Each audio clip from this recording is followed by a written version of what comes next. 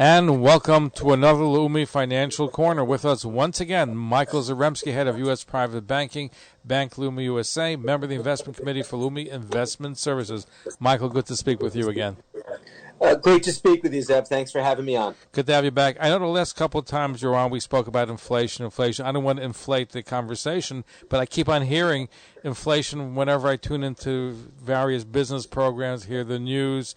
And the thing is, even though I know you said it's temporary, but for some reason it's capturing the public imagination, and maybe it'll go away down the road, but people are saying higher prices, higher gasoline, inflation. Zeb, it's definitely the topic of the day, and it continues to be one of the most important topics that we're speaking about with our clients. As I can hopefully provide some insight on the topic, again, just want to remind everybody that the views shared here are my views, not necessarily those of the bank or the broker-dealer. And, again, as I've said a few times, ultimately the Fed is in charge of the definition of what inflation is.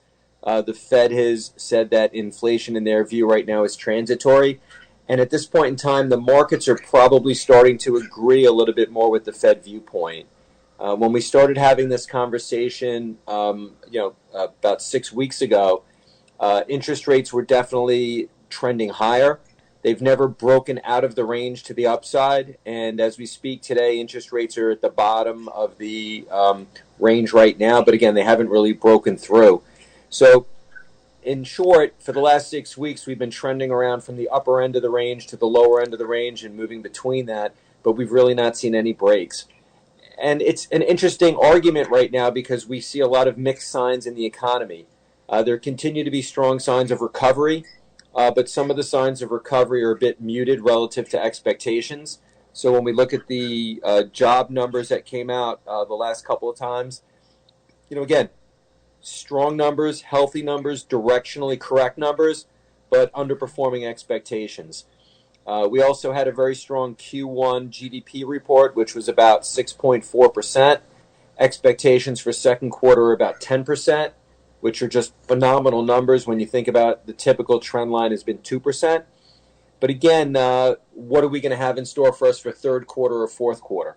So again, I would expect that we'll continue to have strong GDP, but GDP may start muting. I would say you're also starting to see some of the transient story play itself out in some of the commodity regime. We look at things like wood and timber, and that was a big story when we spoke several times back. But the cure for high commodity prices is very often self-fulfilling in terms of high commodity prices. And you've started to see a backing off of new home construction and new home building. And the key reason why you're starting to see that happen is because building supplies and wood and all those things are very expensive. So people that have the ability to delay construction are now delaying construction, and you're starting to see prices fall.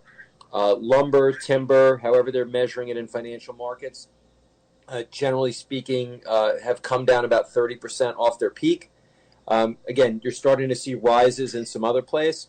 But as the Fed said, a lot of this is just the beginning of the reopening recovery trade, and some of this needs to just kind of continue to work its way through the economy. No, I hear what you're saying, but I haven't seen this in a long time, and maybe never, where I'm seeing different, even kosher food companies saying, well, due to rising costs, we have to raise prices. You're seeing a lot of that across the board. So the question is, and I understand that the supply and demand and people have been getting unemployment, they've not been working, so therefore there's been a tightness of supply in addition. But and the expectation is going to ease up, but how much does the media play by keep on playing it up? How much does that have an effect on people panicking and also changing the dynamics? So, Zeb, you've hit on one of my other favorite topics, which is the news media and the negativity of the news stories. So, again, I find it shocking that everybody is so anxious right now. And if you ask normal people, what's going on in the markets, everybody's very concerned. But they're very concerned with the S&P and the Dow Jones Industrial Averages sitting, just shy of the all-time highs. NASDAQ, which had pulled back, 8 to close to 10% earlier in the year, is back to within 2 percentage points of its all-time high. And I think the other issue that people kind of forget about is what is actually the impact of inflation and what would happen if there is an inflationary environment. And again, if there is inflation, that means that there's really strong economic activity. If there's really strong economic activity, that means most of corporate America will be doing well.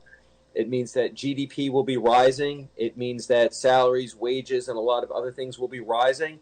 And ultimately, when people are looking for places to hide from inflation, the answer in many cases is looking into the equity markets, because the companies that have pricing power are likely going to be the ones that will win out in an inflationary environment. Having said that, I think that there still remains a lot of elements in the macroeconomic backdrop that are working against inflation. So, for example, GDP right now in the United States is at its all-time high. It has surpassed pre-pandemic levels. We've done that with 4 million less people working. So again, before the pandemic and now, the GDP for the nation is higher, but our unemployment rate is also significantly higher, and we've achieved the same numbers with less people. That means that there's a lot of productivity happening in the workplace. Productivity kind of works against inflation. So again, we're also seeing a massive switch in the economy from a goods-based economy, from what it was kind of more in the 70s, to more of a service-based economy. So even the parts of the market where we are seeing inflation is a less significant part of the economy than it used to be, because everything is so service-dominated. And then the other element that we've talked about quite a bit is just the influx of technology and the information age on our daily lives. And there's a law called Moore's Law, which is named after the former Intel CEO. And he created a theory that said that every 2 years, the speed of chips and all the transmission devices will double, and the cost will halve. So we're seeing that in so many ways to get productivity gains in the phones and the TVs and the cars and all the other things that we engage in that use chips. So that also creates productivity gains, which works against inflation. So I'm still not necessarily convinced that we will have inflation. And again, for you, Zev, that you've talked about this before, and others on the call, listeners, the wage spirals that we had and the wage inflations that we had in the 70s are also not likely to repeat themselves in a world where we have global employment opportunities. So the mobility of capital, the mobility in labor also work very much against the concept of sustainable inflation. So right now, it seems that the market is starting to buy into the Fed viewpoint of the world. We're seeing a very stable world right now, because all really anybody is keyed in and focused on, as a key macro story is the inflation story. And I would say to everybody that's out there, please try to stay focused on the big picture.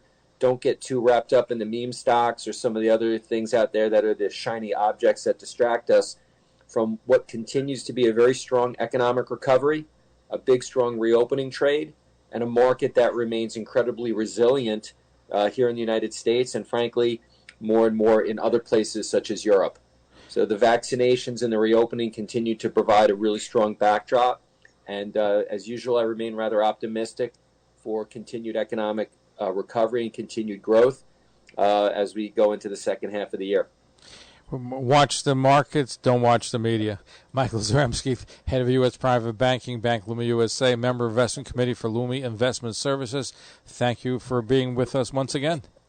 Thank you very much, Zev. And if you don't mind, I may steal your line. I appreciate it. Absolutely, no, which it makes a lot of sense. Don't pay attention to what the media is saying. Follow the money, not the media. Follow the money. Follow the money. Michael, thank you. Thank you very much, Zev. And we're going to be right back. Don't go away. Stay tuned.